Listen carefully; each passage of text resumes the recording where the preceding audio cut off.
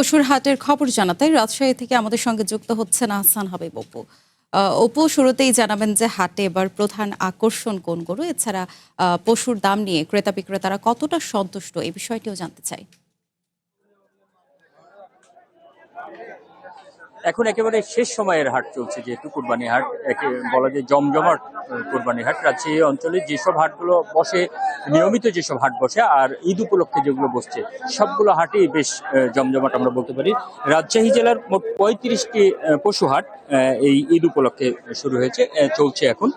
35টির মধ্যে 13টি হাট হচ্ছে অস্থায়ীভাবে বসছে এই যে ঈদ উপলক্ষে, আর অন্যগুলা সব সময় বসে। তো এই যে সব মিলিয়ে যে হাটগুলো আছে এখানে, এখন আমরা দেখছি গত 2-3 দিন ধরে বিশেষ করে প্রত্যেকটা হাটই বেশ জমজমাট। এবং আমরা এখন যেখানে আছি এটা হচ্ছে রাজশাহী শহরের রাজশাহী সিটি হাট। এই হাটটি হলো এই অঞ্চলের মধ্যে সবচেয়ে বড় হাট হিসেবে পরিচিত। এবং এখানে আমরা যেটি দেখতে পাচ্ছি, এই রাজশাহী ছাড়াও আশপাশের বিভিন্ন জেলা থেকে লোকজন এসছে, এবং ঢাকার বেশ কিছু পাইকার আমরা দেখতে পাচ্ছি যারা আজকে এই গরু কিনে নিয়ে গিয়ে তারা আগামীকালকে ঢাকাতে তারা মূলত বিক্রি করবেন, এরকম এই উদ্দেশ্যে এসেছে। এবং এর বাইরে যেই মানুষ আমরা দেখছি তারা বেশিরভাগই কিন্তু যারা অন্যান্য সময়, বছরের অন্যান্য সময় তারা হাটে আসেন না, মূলত কুরবানি হাটকে, কুরবানির ঈদকে ঘিরেই তারা হাটে আসেন।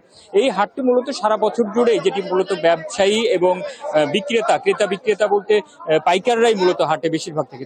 তবে এখন যেহেতু কুরবানির হাট, একেবারে আমরা বিভিন্ন কর্মকর্তা থেকে শুরু করে চাকুরিজীবী, ব্যবসায়ী, তারা শখ করে হাটে আসছেন, পছন্দের পশুটি কিনবেন এই বলে কিন্তু হাটে আসছেন। এবং আমরা দেখতে পাচ্ছি এখানে দাম নিয়ে বলা চলে যে চলতেছে, দামাদামিটা বেশ জমজমাটি চলতেছে। আমরা এই যে গরুগুলো দেখতে পাচ্ছি, এগুলো এক একটা গরুর কোনোটির দাম 2 লাখের উপরে চাচ্ছে। একদম তোর মায়ের রান্না। তোর মা কোথায়? সেভরি বিরিয়ানি মশলা, কিছু স্বাদ স্মৃতিকে ফিরিয়ে আনে।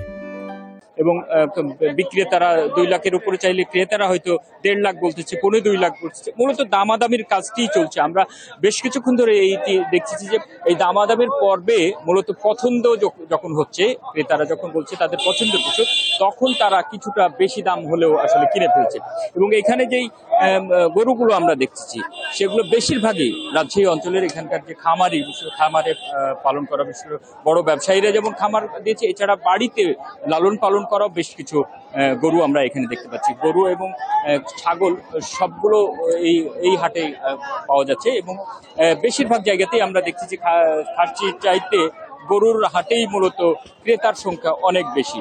এবং এই যে যাদের আমরা এখানে যারা ব্যবসায়ীরা আসছে বা বিক্রেতারা আসছে তাদের সাথে কথা বলছিলাম, মূলত যেটি হচ্ছে আগামীকালকেই যেহেতু শেষ, সব পক্ষেরই এক ধরনের চাপ আছে। যে যারা বিক্রেতা তারা বলতেছেন যে সর্বোচ্চ দামটুকু ওঠার চেষ্টা করছে, যে প্রত্যাশিত দামটুকু ওঠার চেষ্টা করছে, না হলেও হয়তো আগামীকালকে বাধ্য হয়ে তারা ছেড়ে দিতে হবে। অন্যদিকে ক্রেতা যারা আসছেন তাদের যেহেতু আজকে শেষ দিন, আগামীকালকে শেষ দিন, আজকে বেশিরভাগ মানুষই আমরা যারা এসছে তাদের সাথে কথা বলে জানতে পারছি বেশিরভাগ মানুষই আজকে তারা পছন্দের কুরবানিটি কিনে নিতে চাচ্ছেন।